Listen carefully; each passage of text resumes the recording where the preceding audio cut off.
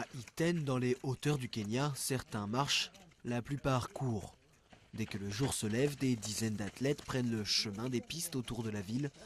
Parmi eux, des champions du monde et champions olympiques. Derrière, les champions de demain. Elias Mindy est venu ici il y a 4 ans. Depuis, il a gagné plusieurs marathons sur la scène internationale. Si vous voulez bien courir, il faut s'entraîner dur. Il faut s'entraîner ici, en haute altitude. Cela augmente la vitesse de course et le niveau de cellules sanguines dans le corps. Donc on peut courir plus vite après, à basse altitude. La ville la plus proche est située à plus de 2300 mètres d'altitude, sur les bords de la grande vallée du Rift. Ce ne sont pas que des Kenyans qui s'entraînent ici. Des coureurs du monde entier viennent se mesurer à leurs fameux rivaux. Le frère Colm O'Connell entraîne ses athlètes depuis 35 ans. Pour lui, ce n'est pas qu'une question d'altitude.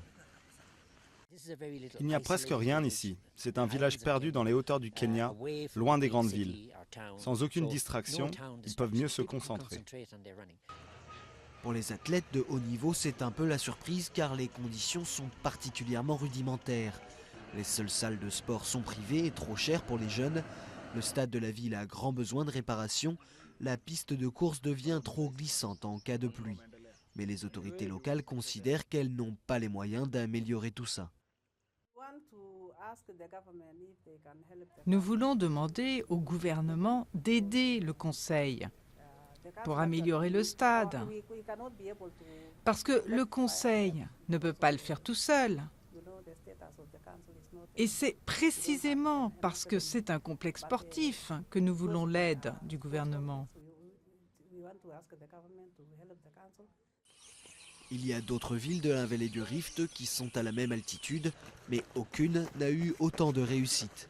Alors tant qu'Iten continuera à produire des champions, ils continueront à venir s'entraîner ici, malgré les conditions.